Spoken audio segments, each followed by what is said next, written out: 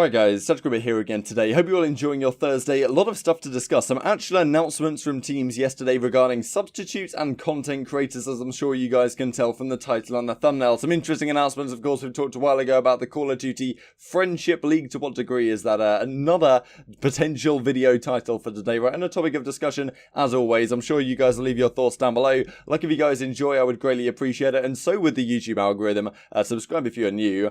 And yeah, let's hop right into it here. So a couple of things to discuss. Firstly, Birdman, you guys may well know Birdman. He talks about an article here saying that, well, let's just have a look at the actual images. So Modern Warfare now lets you see deaths while in-game, but it will cost $20. Over in the in-game store, the Mother Russia bundle is available for 2,000 COD points, about $20 in real in-game money. You get a watch that allows you to see your deaths, and I'm pretty sure it cannot be bought separately. And I'm not sure if it can let you see your deaths or lets you see your headshots. I'm not sure exactly what it was. The logo is a little bit inconclusive, but I think it is your deaths. Interesting, of course. It's just, this isn't really related to competitive, but people have been talking about it because the money's going this way and the developer focus is this way, where maybe there are bigger issues, right? And I think there was even an update today or yesterday that really did not talk much about competitive play in the slightest. Also wanted to show you guys this as well. So this is what 12 Hz looks like when cosmetic motion smoothing is removed. This is what's actually happening when you're in a custom lobby. Let's see if this video actually wants to play, or the Twitter video player is absolutely atrocious. Let's just try one more time here.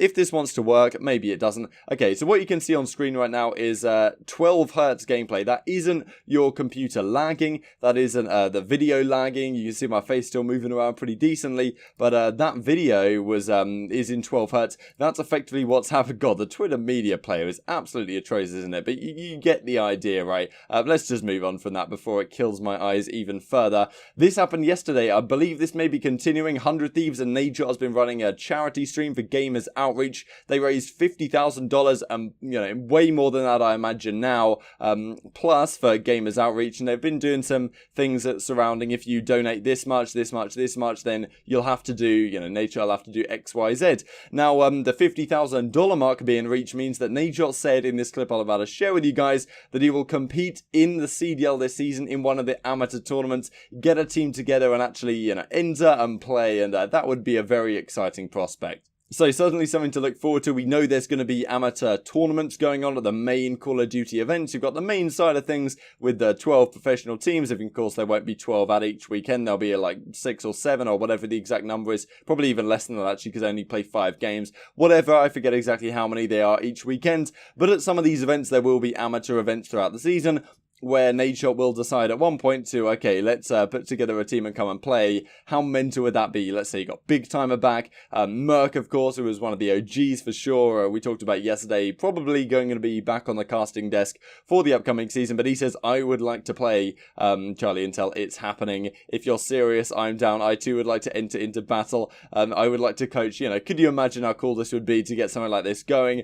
Not in the professional side, but it would also, it would be very nostalgic, right? And massive throwback in the Call of Duty scene more generally. Would be nice to get in touch more with kind of the roots of Call of Duty, given that how things are going over the last, 6 months or so, I guess, since we've had the franchise things coming more to fruition. And in 6 months' time, the game will be in a very different state than it was in traditional Call of Duty. It would be very nice to have a bit of a throwback with Nadeshot and the guys actually playing like we were in the good old days of open tournaments and amateur tournaments, whatever. Drama says contract, it's official. This is kind of the player that may well be in a position to get a substitute spot. We've talked about some other guys, the likes of Happy. We're going to talk about Goonjar getting substitute spots. Drama could be a guy who obviously has the connections within the scene, those kind of friendship ties, but they also think maybe it could be a valuable asset to some degree. He may well be a contracted substitute on one of the squads. Let's go into this then. So OpTic Gaming Los Angeles confirmed 2 substitutes for the upcoming season. That is Chino and that is Goonjar. So let's look at the entire team right now. So we've got Slasher, of course, we've got Kenny, we've got Dashy, then we've got TJ, and then we've got JCap. So that's the squad. pretty assault rifle heavy already, I guess you could say. Like, Kenny's an interesting player because, yes, he's used as some machine gun in World War II, but in, the Black Ops 4, of course, he mostly used the MaNiaC because he didn't really like the SMG. That was all the rave at the start of the season. Then you've got JCap, who you're never really going to see Jacob on an SMG, so pretty much you've got Slasher, you've got JCap as your main assault rifles, and then you've got TJ, who is the only guy you know is going to be using a substitute, some machine gun for sure. I get those confused in my head. Probably Kenny will be alongside him, and Dashi also isn't going to be using an MP5. So if you look at this team, you're probably looking at an MP5 on the back of Kenny and the back of TJ, and then the other three guys are going to be assault rifle players. So Chino and Goonjar, I suppose, make sense in that vein, given that JCap is clearly the most disposable player, I guess, on this team. He's obviously a legendary Call of Duty player, fantastic player across his career, but of course individually has not been the dominant force that he once was back in the Black Ops 1 days, for example. If there's a guy on this team that you are going to replace throughout the season, it's probably going to be JCap. He's an assault rifle most generally, so it probably makes sense to have both your substitutes being an assault rifle. So if you are to make that change, this is the route you go down. So I kind of like their decision making there. Chino, of course, a main assault rifle. Goonjar, of course, has been an assault rifle across his career as well. So let's hop into it. Chino, for me, makes a lot of sense. This is what Chino says in regards to it.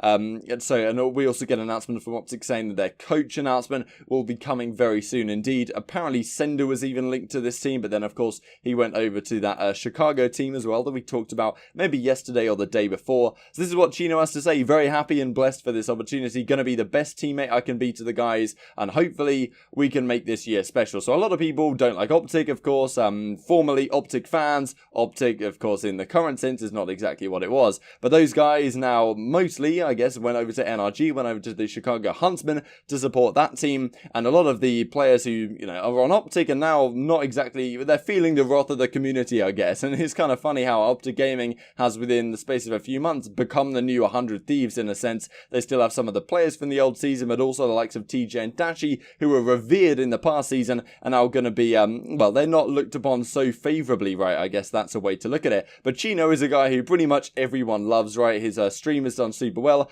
Clearly a very nice, very respectable player, and pretty damn talented across his career as well. And that's some pretty decent results. Of course, won 2 tournaments at the start of the World War II season on that Team Caliber team, the likes of Theory, Kenny, and I think Accuracy was on the team at the time. A switch up towards the end with Ferrin and Abel coming in, but that was the squad at the start alongside Chino. I think he even won the MVP at one of them. I'm pretty sure Accuracy was MVP at one, and maybe Chino was MVP at the very first event, CDL Dallas, at the start of the World War II season. He's going to be the substitute here. This makes perfect sense. I think Chino is a great pickup as a substitute because he's a content creator, right? He's a streamer as well. People love his stream. Having that under the OpTic Gaming branding is going to work wonders, and I think he also could be a valuable substitute. As I say, if JCap turns out to be, look, there's just not the slaying power here that we need to see on the squad, move JCap into more of a coaching, some kind of support role, sub him out in, middle of the season, maybe that would spell the end of his career. But if that is the case, then, well, Chino, in you come, and maybe you could do a better job as an assault rifle, maybe be a main assault rifle, almost like an Octane to your Slasher and your Dashi, who are your faster paced assault rifles, be that slower paced guy, and maybe that's a direction to go. Chino makes perfect sense. Goonjar to me is very, very interesting, right? Because he's been a guy who hasn't really been at the top level of play for a number of years. He's had very mediocre results, if any, over the last couple of years that he's really played. So it's super interesting to see Goonjar here. Of course, a Call of Duty veteran, right? Been around a very long time. But if you're going to get a guy like that, surely you want a guy with a pretty decent streaming presence and, along those lines. If there's a guy you're going to swap out in the team, as I say, it's JCap. Who's your first pick to go into a team? Chino. He's done it more recently. He's considered a better player overall, I would say. And also he has the stream behind him when he's not playing on the starting roster. Goonjar, of course, really the other end of the spectrum. Doesn't really have the stream going behind him as far as I understand. Also not considered nowadays a particularly solid player. And you're not going to sub out 2 players as well. You're not going to sub out JCap for Chino and Goonjar in for Slasher. Like, that's never going to happen in a million years, right? So, this is another question of,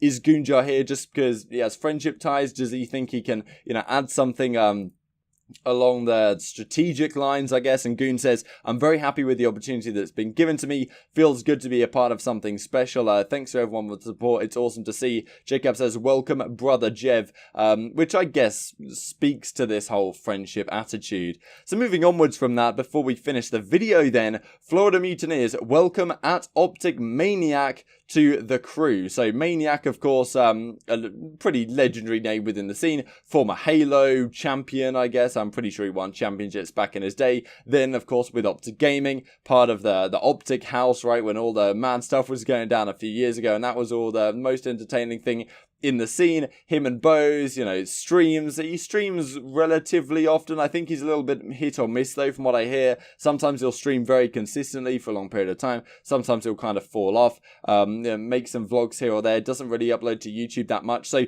his content creation has not been as consistent as I guess you could say. But then again, he's a big name within the community. I guess it makes sense to get him in. The intriguing part of this really is that CDL Intel, which is Crone, says he's joined Mutineers as a content creator. Now, we have heard of other players joining as content creators as well. That's for sure how the thing works. Sensor, for example, is probably mainly going to be a content creator for the New York Subliners, but he also is listed as a substitute because it's possible they might sub him in at one point or another.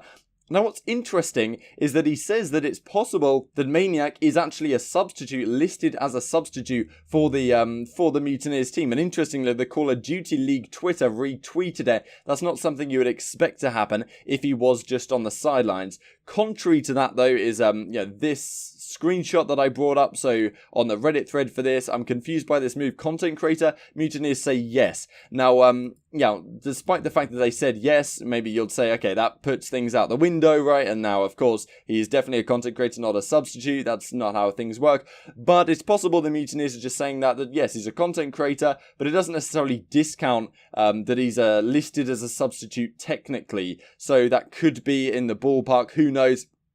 Being a substitute would mean he's guaranteed a $50,000 a year salary, so that makes it interesting determining how the discussions and the negotiations go regarding what his content creation quota is going to be and exactly what he has to do. Very interesting going forwards, though, considering he may potentially be technically listed as a substitute, which really means that he's maybe, I guess you could argue, taking a spot from someone who may actually be used. Then again, you look at the OpTic Gaming situation and you say, well, is there realistically a chance that Goonjar's going to get subbed in this year? I would put the probability of that very low indeed. But, you know, maybe that's just part of my brain talking. Maybe you guys don't agree. So Mutineers, MaNiaC now says, blessed to be able to have this opportunity with another organisation in the esports community. I'm excited for this new journey. There's so much to say. I'll explain everything in just a few days. So I suppose that we will hear more about this in the coming days. And yeah, so just to go through before we finish here from the Reddit, they're not sure how MaNiaC and Bose, if it's true, got signed and managed to swindle a free paycheck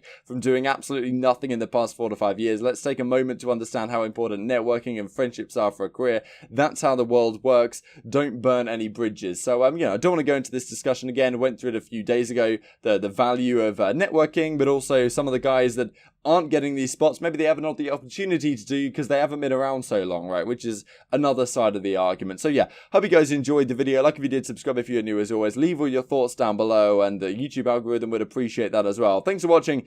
I will see you next time.